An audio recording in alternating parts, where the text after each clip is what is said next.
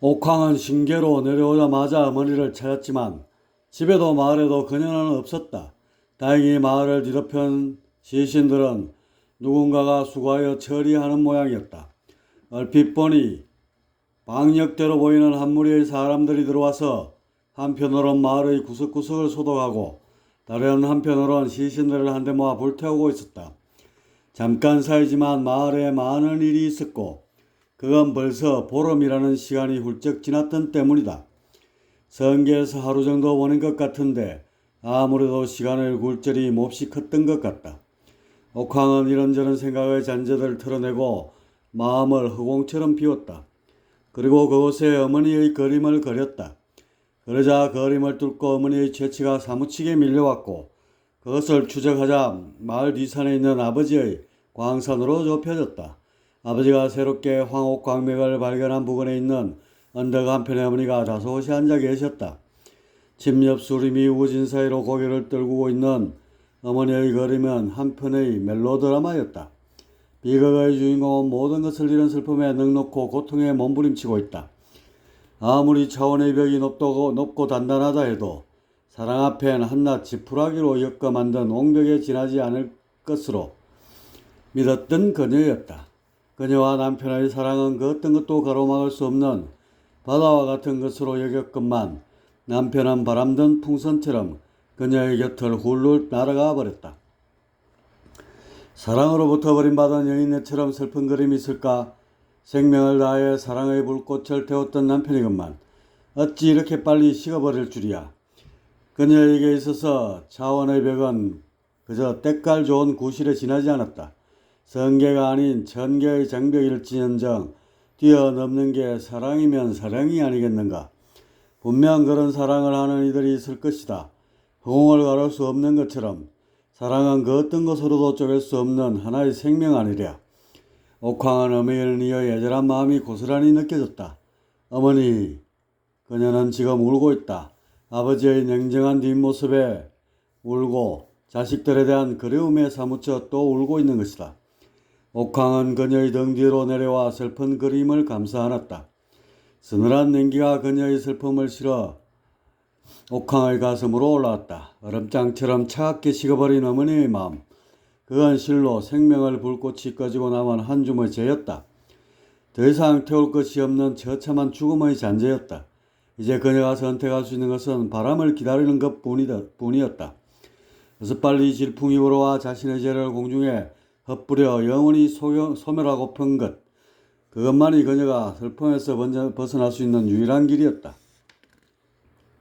어머니, 옥황은 가슴으로 그녀를 불렀다. 그리고 그녀를 더욱 세차게 안았다. 그녀는 이미 한 줌의 정보에 불과했다. 과거의 기억이 반복해서 재생되며 아련한 추억을 더듬고 슬픈 그림자를 들이우는 녹음 테이프였다. 옥황은 어머니의 귀 속에 대고 속삭였다. 어머니, 저 옥황이에요. 제 말 들리시나요? 그때서야 그녀는 옥황의 채취가 느껴지기 시작했다. 옥황이 다시 한번 어머니를 불렀을 때야 그녀는 심상에 너울지는 그의 목소리를 들을 수 있었다. 막내가 온 것이냐? 네, 어머니, 옥황이에요. 우리 막내구나. 그런데 보이지를 않네. 눈앞이 온통 빛으로만 둘러싸여 있고 그 빛이 저예요. 그만 한 줄기 빛이 되어버렸어요. 빛이 되었다고? 그러면 우리 옥황이도 아버지처럼 신선이 된 것이구나. 네, 그래요. 아버지와 형들은 잘 있고 내 선계에서 다들 잘 지내고 계세요. 어머니는 비록 자신을 두고 떠난 남편일지라도 해송에 대한 연정만은 아직도 아련했다. 그리고 아이들을 떠올릴 때면 사무치는 그리움에 가슴이 무너져 내렸다. 어머니, 이대로 계속 계시면 그림이 좋지 않아요. 그림 중에 가장 보기 안 좋은 것이 한 가지 그림으로 고정되어 있는 거예요. 그러니 이제 모든 것을 지우고 다시 그림을 그리시는 건 어때요? 옥황아, 나보고 아버지를 잊으라는 것이냐? 아버지와 너희들이 없는 삶은 생각해 본 적이 없단다. 어머니, 그림이란 치우고 그리기를 끊임없이 반복할 때 그 가치가 있는 거예요. 어머니가 존재하게 된 이유지요. 그러니 이제 지우세요. 모든 것을 지우고 새로운 그림을 그리세요. 어머니, 옥황은 어머니를 목 놓아 부르면서 빛으로 그녀를 감쌌다. 어머니의 의식이 되어 함께 아픔을 느끼고 함께 앞날을 그렸다. 어머니의 마음이 점점 편안해지는 것이 느껴져 왔다. 어머니, 모든 기억을 추억으로 돌리세요. 추억을 현실로 돌리려면 아픔으로 변해요. 추억을 현실로 되돌리면 아픔으로 변해요. 이제 모든 것은 어머니의 추억이 되어 아름다운 감성을 만들어낼 거예요. 그 감성으로 따뜻한 그림을 그려 나가세요. 어머니는 부지불식 중 모든 기억이 아래로 가라앉았다. 마음이 점점 평온해졌고 아버지에 대한 사랑은 점차 아름다운 추억으로 변해갔다. 어머니, 이제 우리 함께 손잡고 인도 환승이나 하러 갈까요? 어머니랑 친구가 되는 그림도 좋을 것 같아요. 우리 막내랑 친구? 네, 어머니. 그건 어떤 그림일까? 궁금하면 제 손을 잡으세요. 어머니는 잠시 멈칫했지만 옥황의 손을 잡았다. 옥황은 그녀의 손을 잡아 일으키고는 빛으로 켜켜이 감싸 하늘로 날아올랐다. 그리고 어머니를 태이게할 아름다운 자리를 찾아 인간계를 향해 떠났다. 도처에 폐허가 된 마을이 서쳤고 나라의 곳곳이 슬픔에 잠겨 있었다. 다행한 것은 인간들의 면역 시스템이 바이러스의 정보를 조금씩 읽어내고 있다는 것이었다. 전염병의 공포는 수그러들겠지만 이미 너무 많은 상처를 입고 말았다. 그 중에 한 명을 옥황이 가슴에 안고 날아가고 있는 것이다. 국경을 넘고 바다를 건너 멀리. 그러다 한 고산지대의 평화로운 마을이 눈에 띄었다. 태산 줄령으로 바람막을 쳐서 외부 세계와 단절된 곳이지만 허드러지게 핀 들꽃 마냥 인심들이 후해 보였고 살림살이도 부족함이 없어 보였다. 이런 곳이라면 어머니를 안심하고 보내드릴 수 있을 것만 같았다. 어머니는 생전 처음 보는 꽃 구경에 잠시나마 슬픔을 잊는 듯했다.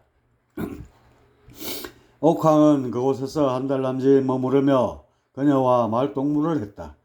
그리고 윤회의 자리가 나오자 어머니를 떠나보냈다. 이별을 그녀가 눈치채지 못하도록 숨바꼭질을 하며 그렇게 보냈다. 어머니가 자신의 등 뒤에 놓인 구멍 속으로 몸을 숨겼고 이것으로 둘의 인연은 종막을 고했다.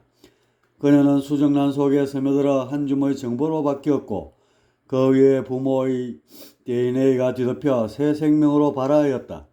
이제 아버지에 대한 사랑과 원망, 자식에 대한 사무치는 그리움이 없는 편안한 곳으로 가신 것이다. 어머니, 당신은 꼭 아름다운 그림이 되실 거예요. 저는 믿어요, 어머니. 옥황은 작별의 긴 여운을 가슴에 남기고 어머니를 떠나보냈다. 그리고는 그곳 고산 마을을 떠나 다시 산맥을 타고 날아올랐다. 망망대해를 지나 만소국으로 진입했다. 그곳에서 몇 달을 머무르다 적당한 자리에 잉태하게 되었다. 달을 채우고 세상 밖으로 나오게 되니 그 이름은 본주였다.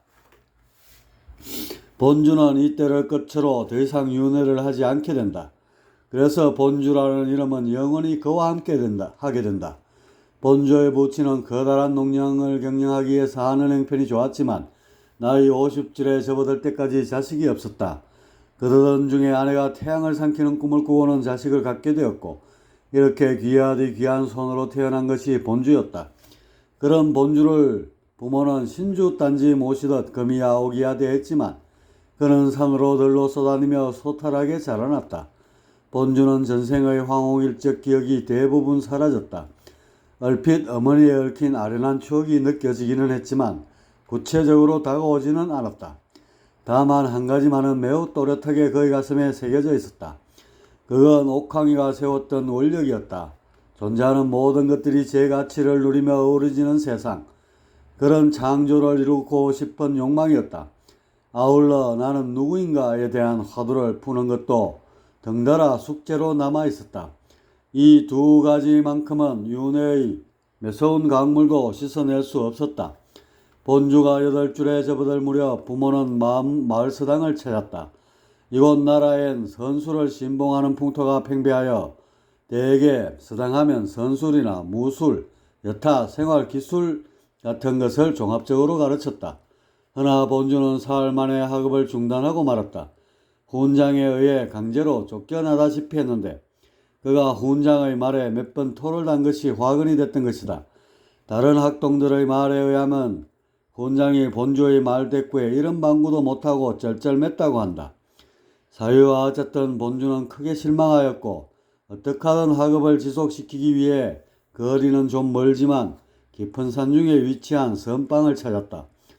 그곳은 무풍이라는 고명한 선사가 거처하고 있었는데 인품이나 선술이나 뭐 하나 빠질 것이 없어 아이를 믿고 맡길만 했다. 죄송하지만 어린아이는 제자로 받지 않습니다. 적어도 15살은 됐을 때 다시 오십시오. 무풍이 본주의 부친에게 대뜸한 말이었다. 초급 과정은 없나 봅니다. 남들이 다 알만한 것은 일절 전수하지를 않습니다. 허허. 무풍이 근엄한 표정으로 수염을 쓸어내렸다.